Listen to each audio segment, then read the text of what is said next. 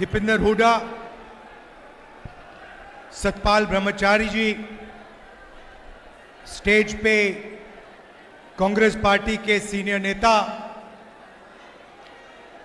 हमारे प्यारे कार्यकर्ता जिनको मैं टाइगर कहता हूं, शेर कहता हूं,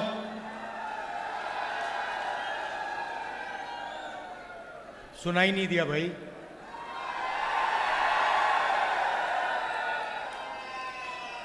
अब काफी साल हो गए मैं राजनीति में हूं और मैं आरएसएस का जो आदमी होता है और जो कांग्रेस का कार्यकर्ता होता है उसमें जो फर्क होता है 1 सेकंड में पहचान लेता हूं। मुझे दिखते ही पता लग जाता है ये कांग्रेसी है या फिर ये आरएसएस बीजेपी का आदमी है। आप जानते हो पता है कैसे लगता है? पता कैसे लगता है जानते हो? ये स्टेज देखो आप, ये देखो इनके चेहरे देखो, ये सब मुस्कुरा रहे हैं। ऐसे ही हमारे कार्यकर्ता होते हैं। 24 घंटा आपको खुश दिखेंगे, चेहरे पे मुस्कान दिखेगी। और बीजेपी के नेता, बीजेपी के कार्यकर्ता ऐसे होते हैं, 24 घंटा वो ऐसे रहते हैं। आप इनके चेहरे देखो, मोदी जी का चेहरा देखो, राजनाथ सिंह जी का देखो, मोहन भगवत जी का देखो, इनके सब कार्यकर्ताओं का चेहरा देखो, वो ऐसे देखेंगे।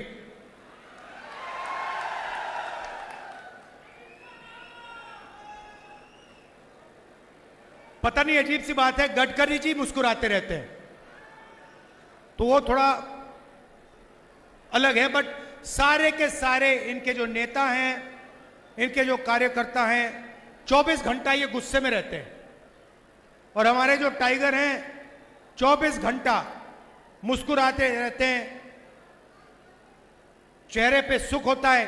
अच्छा, अंदर दर्द हो, अंदर दुख हो, मगर चेहरे पे दुख नहीं दिखेगा। डरते किसी चीज से नहीं है।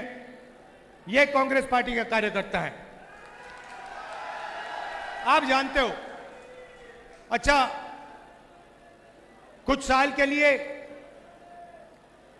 बीजेपी वालों ने आक्रमण किया, थोड़े से जो कांग्रेसी डर गए, वो भाग गए, आपने देखा होगा। मगर ये लोग नहीं डरे,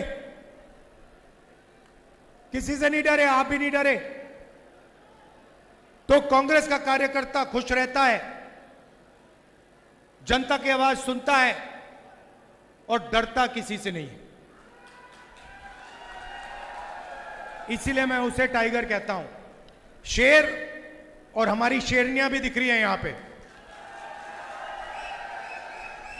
भाई और बहनों, लड़ाई इसकी है।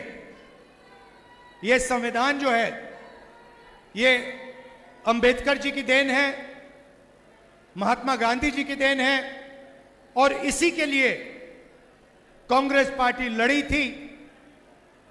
कांग्रेस के हजारों कार्यकर्ता इसके लिए मरे हैं। और आज यही सवाल है। सवाल यह है, बीजेपी इसको खत्म करना चाहता है। जो भी वो करते हैं इसको कमजोर करने के लिए करते हैं।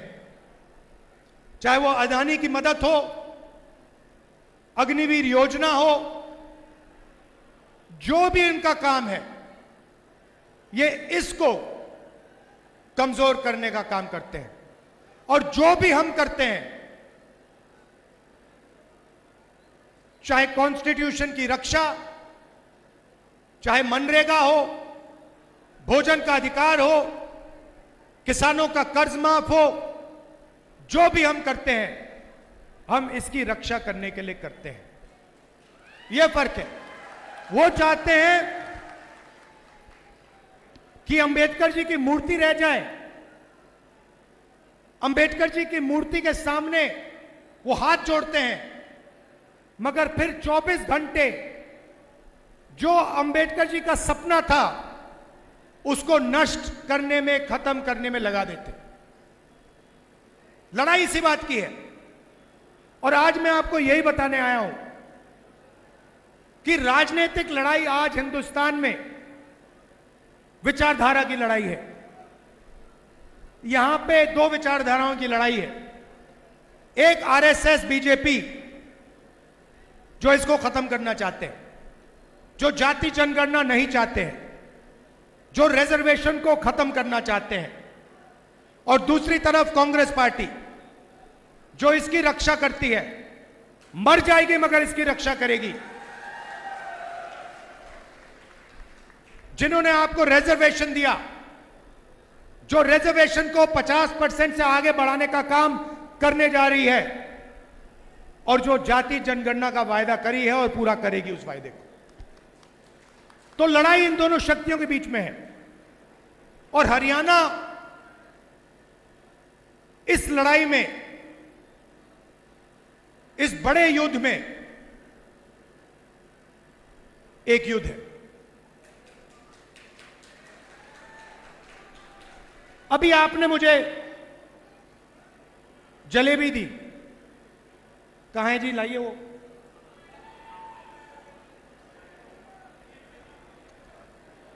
नहीं, वो डब्बा दो, डब्बा दो।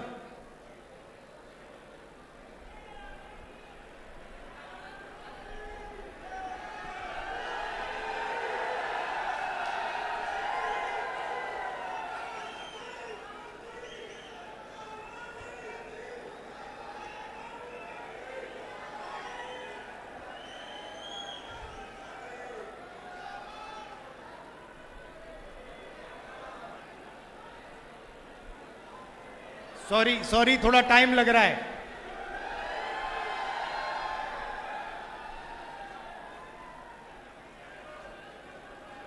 ये देखिए, ये इससे आपको पूरी हरियाणा की हालत पता लग जाएगी। सबसे पहले, जैसे ही मैंने आज ये गाड़ी में जलेबी चखी, मैंने अपने बहन को सीधा मैसेज भेजा। मैंने कहा, प्रियंका को जलेबी बहुत अच्छी लगती है। मुझे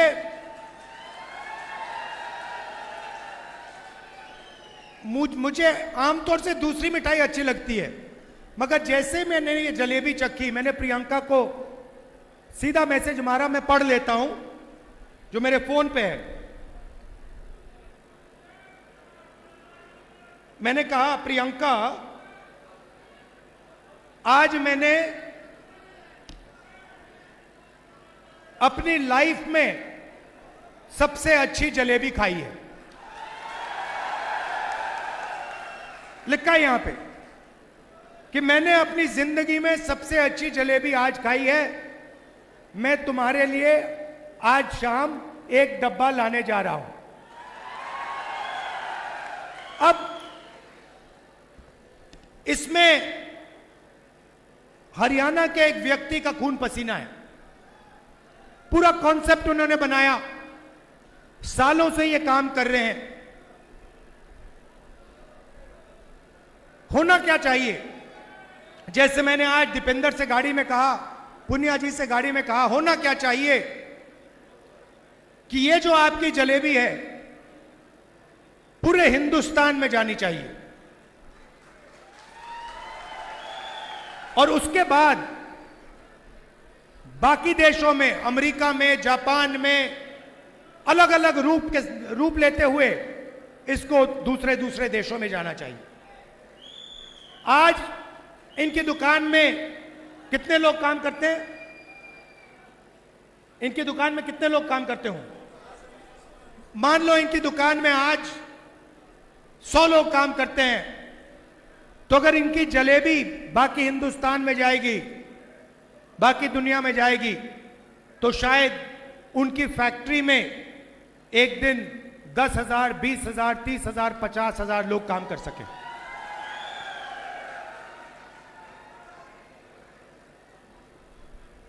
मगर उनको नरेंद्र मोदी जी ने चक्रव्यूह में फंसा रखा है। जैसे यहां पे महाभारत में कुरुक्षेत्र में अभिमन्यु को फंसाया गया था, वैसे ही इन्हीं को, मथुराम जी को चक्रव्यूह में फंसाया गया है। कैसे फंसाया? सबसे पहले नोटबंदी, उसके बाद गलत जीएसटी, उसके बाद अरबपतियों को, 2-3 अरबपतियों को बैंक का सारा पैसा पकड़ा दिया। अगर आप इनसे जाके पूछेंगे कि भैया बैंक से आप पैसा मांग सकते हो, लोन ले सकते हो, और मशहूर आदमी है, अगर आप इनसे पूछोगे ये कहेंगे नहीं भैया, बैंक हमें कर्जा नहीं देगा, बैंक तो हिंदुस्तान में आज अदानी और अंबानी को ही पैसा दे सकता है। वहां नहीं बात रुकती, इनको फिरौती की कॉल आती है, बाहर देश से कॉल आती है, एक्सटॉर्शन किया जाता है, 5 लाख 10 लाख रुपए मांगे जाते हैं, डराया जाता है, धमकाया जाता है। और यह सिर्फ एक आदमी के साथ नहीं हो रहा है, यह हजारों लाखों लोगों के साथ हरियाणा में किया जा रहा है। नरेंद्र मोदी जी ने और आपकी सरकार ने हरियाणा को बेरोजगारी का सेंटर बना दिया है। हरियाणा में अगर कोई रोजगार चाहता है उसे नहीं मिल सकता। मैं अभी गया, अमेरिका गया, डैलस गया, डैलस में हमें फोन कॉल आता है, कहते हैं राहुल जी हम आपसे मिलना चाहते हैं। कौन हो आप? हम हरियाणा के युवा हैं। सॉरी, मुझे अभी बताया गया मथुराम जी को 2 करोड़ रुपए की फिरौती की कॉल आई थी। तो डैलस गया, डैलस में मुझे कहते हैं भैया हम आपसे मिलना चाहते हैं। आप कौन हो? हम हरियाणा के युवा हैं। डैलस में क्या कर रहे हो? हरियाणा से हम भाग के गए हैं। क्यों गए? हरियाणा में रोजगार नहीं है, हरियाणा में महंगाई है, हरियाणा में हम अपना सपना पूरा नहीं कर सकते, इसीलिए हम अमेरिका गए। कैसे गए? खेत बेचकर, 50 लाख रुपए देकर, कर्जा लेकर गए। कहां से गए? दिल्ली से इस्तांबुल, इस्तांबुल से कजाकिस्तान, कजाकिस्तान से साउथ अमेरिका, साउथ अमेरिका से सूरीनाम, सूरीनाम से पनामा, पनामा के जंगलों से निकलकर हम अमेरिका गए। अभी तक हमें नहीं मालूम कि हमें वापस भेजा जाएगा या नहीं। क्यों गए? करने को कुछ नहीं है। किस रेट पे आपने कर्जा लिया? 2 रुपए प्रति महीना। मैंने उनसे पूछा भाई बताओ, 30 लाख रुपए आपने दे दिए, 50 लाख रुपए आपने दे दिए अमेरिका जाने के लिए, हरियाणा में आपने छोटा सा बिजनेस क्यों नहीं खोला? हरियाणा में आपने दुकान क्यों नहीं खोली? हरियाणा में आपने छोटी फैक्ट्री क्यों नहीं खोली? उन्होंने मुझे कहा राहुल जी, हरियाणा में छोटी फैक्ट्री, छोटा बिजनेस सफल हो ही नहीं सकता, इसलिए हम अमेरिका गए हैं। उसके बाद कहते हैं राहुल जी एक काम कीजिए हमारे लिए। मैंने कहा क्या? कहते हैं राहुल जी हम अपने परिवार से नहीं मिल सकते, 10 साल के लिए हम अमेरिका में फंसे हैं। अगर हमारे पिता की मृत्यु होती है, माता जी की मृत्यु होती है, हम अंतिम संस्कार तक नहीं करवा सकते। हमें वीडियो फोन पर अपने पिता माता का अंतिम संस्कार करना पड़ता है। सच्चाई है।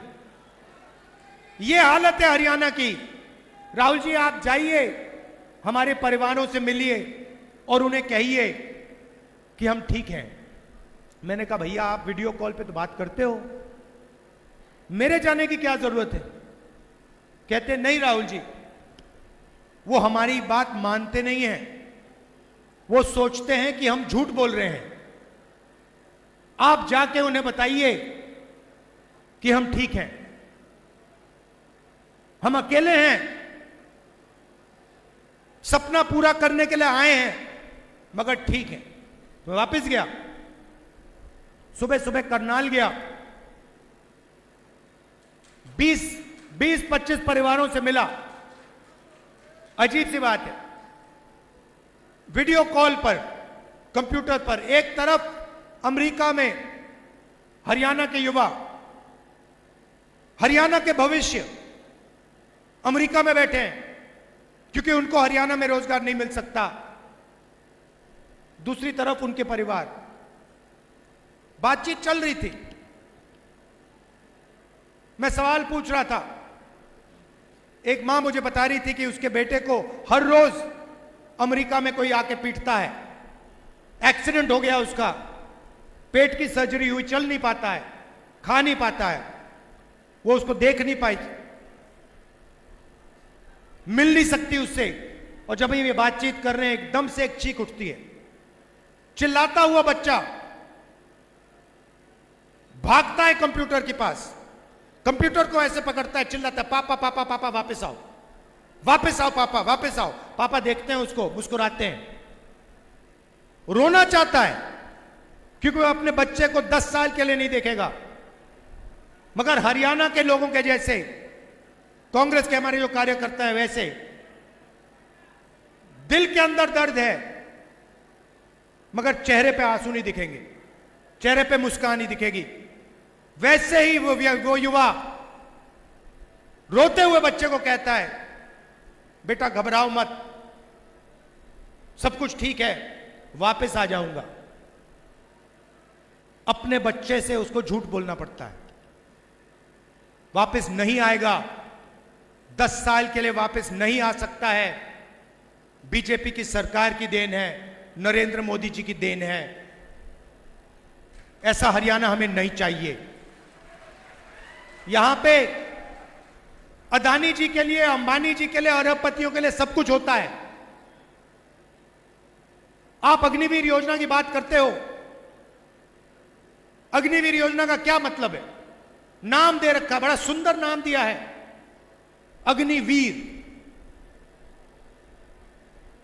इस योजना का एक ही लक्ष्य है कि जो पहले हिंदुस्तान के जवानों के जेब में पैसा जाता था, पेंशन का पैसा जाता था, कैंटीन का पैसा जाता था, जब वो शहीद होते थे उनको जो कॉम्पेंसेशन मिलती थी, अग्निवीर उस पैसे को छीनने का तरीका है।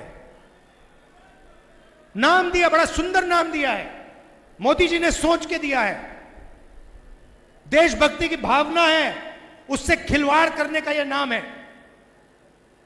उसको अग्निवीर योजना नहीं देना चाहिए नाम, उसका सच्चा नाम है अदानी योजना।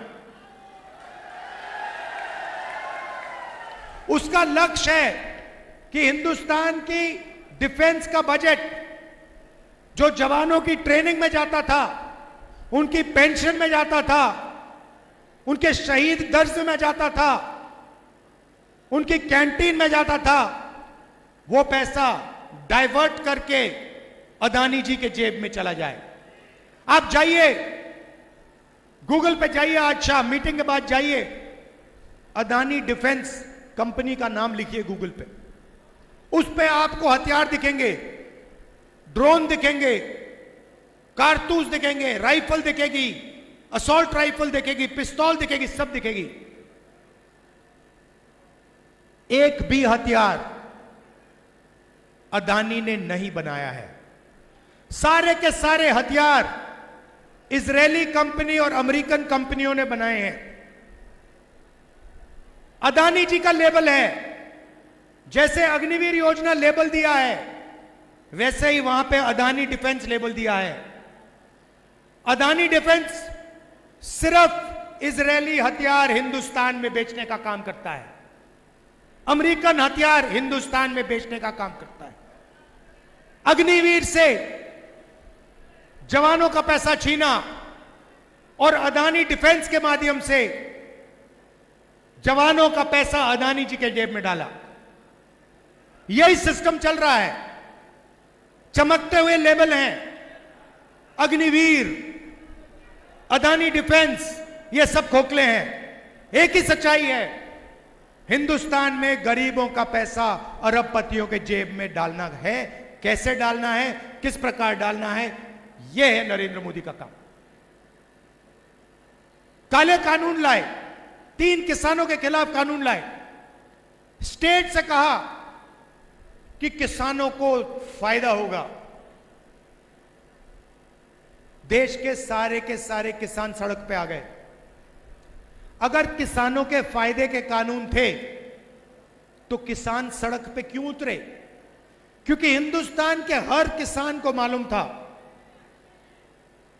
कि ये जो काले कानून हैं, ये अदानी और अंबानी जैसे लोगों की मदद करने के कानून हैं। ये हमारा धन, हमारी मेहनत को छीनने के कानून हैं।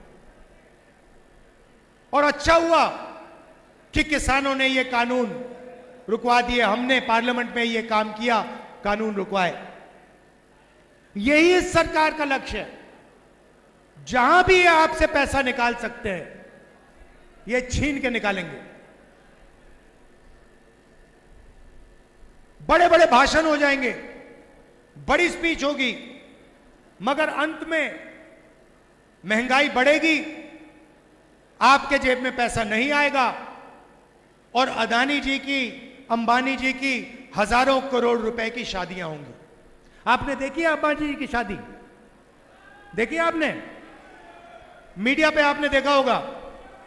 मीडिया पे हिंदुस्तान में लाखों करोड़ों शादियां होती हैं। आपने मीडिया पे किसी गरीब किसान की शादी देखी है कभी? कभी किसी मजदूर की शादी देखी? अंबानी जी की शादी आपने 5, 10, 15 दिन देखी। वहां पे डांस चल रहा है, गाना चल रहा है। मोदी जी को आपने देखा शादी में? देखा ना? देखा ना? राहुल गांधी को देखा शादी में? बात क्लियर हो जानी चाहिए, कौन किसके तरफ खड़ा हुआ है। बात क्लियर हो जानी चाहिए। मोदी जी चाहते भी तो उन्हें उस शादी में जाना पड़ता। अगर उन्होंने मन बना लिया होता कि मैं अंबानी की शादी में नहीं जाऊंगा, अंबानी जी को सिर्फ एक फोन उठाना, कहना मोदी जी आइए, मोदी जी को जाना पड़ेगा। अदानी जी का एक फोन लगेगा, अंबानी का एक फोन लगेगा, नरेंद्र मोदी जी को जाना पड़ेगा। मार्केटिंग उनकी वो करते हैं। मैंने इनको अपना दोस्त बोला, मीडिया के मित्र हैं हमारे। ये हमारे मित्र नहीं है, ये मोदी जी के मित्र हैं।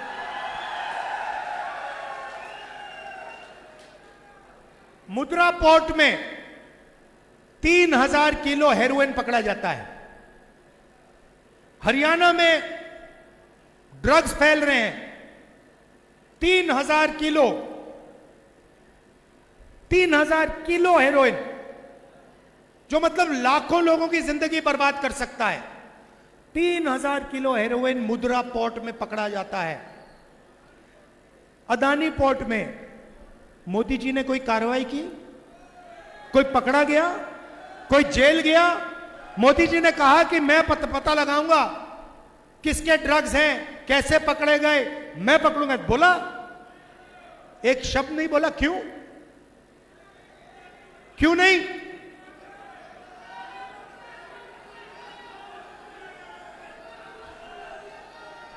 तो हरियाणा की माताएं 24 घंटा, अभी मैं लंच करके आया हूं, पहली बात उन्होंने बोली, राहुल जी हरियाणा में ड्रग्स फैल रहा है। पूरा हरियाणा जानता कि हरियाणा में ड्रग्स फैल रहा है। मुद्रा पोर्ट में हजारों किलो पकड़ा जाता है। यहीं तो आएगा वो ड्रग्स, यहीं तो आएगा। मोदी जी ने एक शब्द नहीं बोला। मीडिया ने कहीं नहीं लिखा, कहीं नहीं बोला कि अदानी के पोर्ट में हजारों किलो हेरोइन पकड़ा गया है। शादी दिखा देंगे, डांस नाच गाना दिखा देंगे, मगर अदानी जी के जो पोर्ट में ड्रग्स निकलेगा उसके बारे में कभी नहीं बोलेंगे, बोल नहीं सकते। यह हिंदुस्तान और हरियाणा की सच्चाई है, इसे बदलना है और बदलने का एक ही तरीका है। कल भाषण में प्रियंका ने, हुड्डा जी ने, शैलजा जी ने, सब ने बोला कि लोगों की रिस्पेक्ट होनी चाहिए।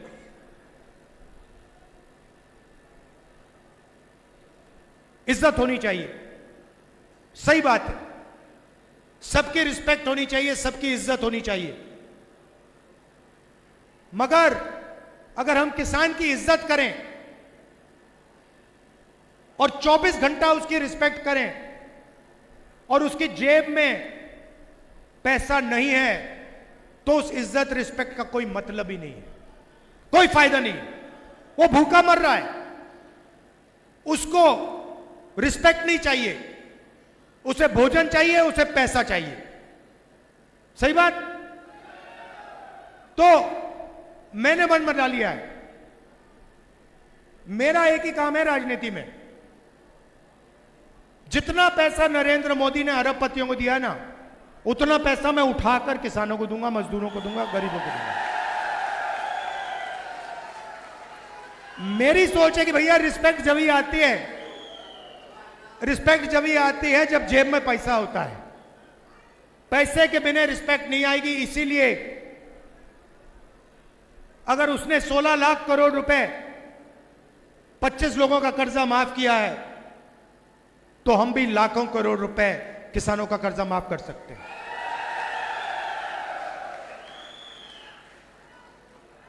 हरियाणा में मैंने कहा बड़े युद्ध में यह छोटा युद्ध है। हरियाणा में हम शुरुआत कर रहे हैं महिला शक्ति योजना। 2000 रुपए हर महीने हरियाणा की महिलाओं के बैंक अकाउंट के अंदर। आप आज 1200 रुपए का सिलेंडर खरीदते हो, चुनाव के बाद उसका दाम 500 रुपए होगा, 700 रुपए आपके जेब के अंदर एक्स्ट्रा।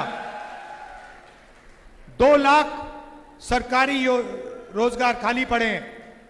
नरेंद्र मोदी जी ने अरबपतियों को कॉन्ट्रैक्ट में दे रखे हैं, ठेकेदारी प्रथा चला रखी है। 2 लाख युवाओं को हरियाणा में कांग्रेस पार्टी की सरकार परमानेंट जॉब देने जा रही है। और भाइयों और बहनों, एक बात अच्छी तरह समझ लो, ये जो नौकरियां हैं, 2 लाख नौकरियां हैं, ये 36 बरादरियों को मिलने वाली हैं। हरियाणा में 36 बरादरियों को न्याय के साथ ये 2 लाख नौकरियां दी जाएंगी। ये परमानेंट नौकरियां होंगी। किसान को हम एमएसपी की गारंटी देंगे, और जो धान है जो आपका अभी खरीदा नहीं जा रहा है, चुनाव के एकदम बाद जो नई सरकार आएगी, आपका धान एकदम खरीदना शुरू कर देगी। 300 यूनिट बिजली फ्री में, और जैसे हमारा राजस्थान का प्रोग्राम था, 25 लाख रुपए का हेल्थ इंश्योरेंस। किडनी का ऑपरेशन कराना हो, दिल का ऑपरेशन कराना हो, कैंसर हो, प्राइवेट अस्पताल में आपको 25 लाख रुपए तक मिलेंगे इलाज करवाने के लिए। भाई और बहनों, हिंदुस्तान में पैसे की कोई कमी नहीं है। लोग कहते हैं हिंदुस्तान में गरीबी है।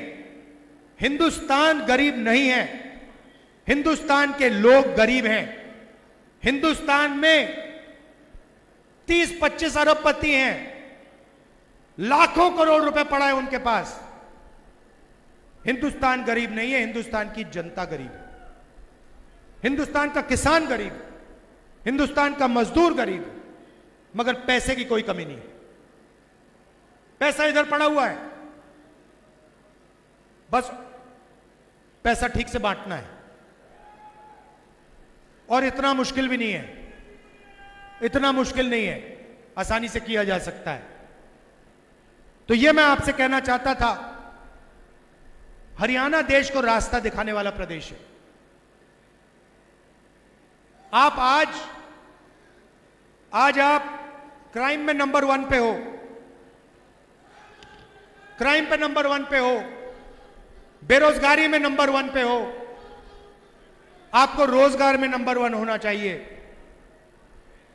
आपको रास्ता दिखाना चाहिए, देश को रास्ता दिखाना चाहिए, और आप दिखाते थे। पहले सारा का सारा देश हरियाणा की ओर देखता था, कहता था देखो हरियाणा में कैसा विकास हो रहा है। सही बात है, पूरा देश कहता था देखो हरियाणा में देखो क्या हो रहा है। वो हरियाणा हमें वापस चाहिए, सेफ हरियाणा, सुरक्षित हरियाणा, प्रगति वाला हरियाणा। ये हम करवा के दिखाएंगे। आखिरी बात, लड़ाई दो विचारधाराओं के बीच में है।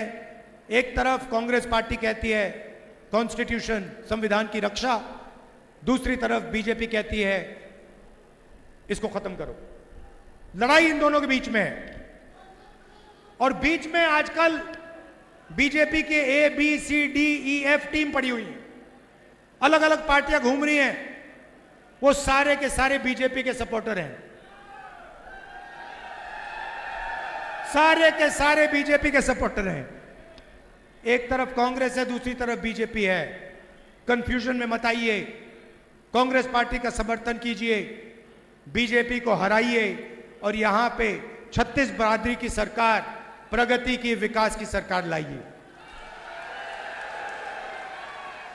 जो हमारे टाइगर हैं, शेर हैं, शेरनियां हैं, आप हमारे लिए 24 घंटा लड़ते हो, अपना खून पसीना आप कांग्रेस पार्टी को दे देते हो, और शायद जितना कांग्रेस पार्टी को आपके लिए करना चाहिए शायद वो नहीं करती है, मगर तब भी आप बिना डरे, बिना पूछे लगे रहते हो।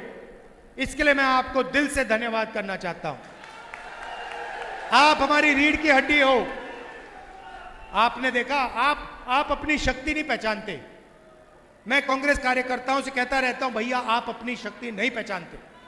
पहले मोदी जी खड़े रहते थे, ऐसे भाषण होता था, कहते थे 56 इंच की छाती है। 56 इंच की छाती गायब कर दी कांग्रेस कार्यकर्ता ने। चेहरा देखा आपने मोदी जी का? आजकल रंग बदल गया बिल्कुल। वो पुराने मोदी जी जो थे ना, वो गायब हो गए, नए मोदी जी आए हैं। कांग्रेस पार्टी के कार्यकर्ता ने नरेंद्र मोदी को टाइट कर दिया।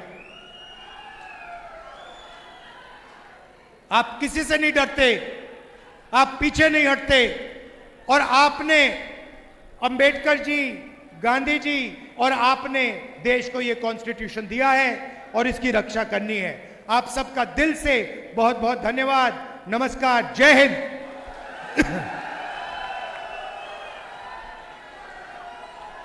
अच्छा, यूपीए ने एक सेकंड भैया, अभी बोलता हूं। यूपीए सरकार ने यहां पे रेल कोच फैक्ट्री दी थी और नरेंद्र मोदी जी ने उसको वाराणसी शिफ्ट किया है। यह भी आप भूलिए मत। यहां पे हजारों लोगों को रोजगार मिलता, वो आपके हाथों से छीना गया। नमस्कार, धन्यवाद, जय हिंद।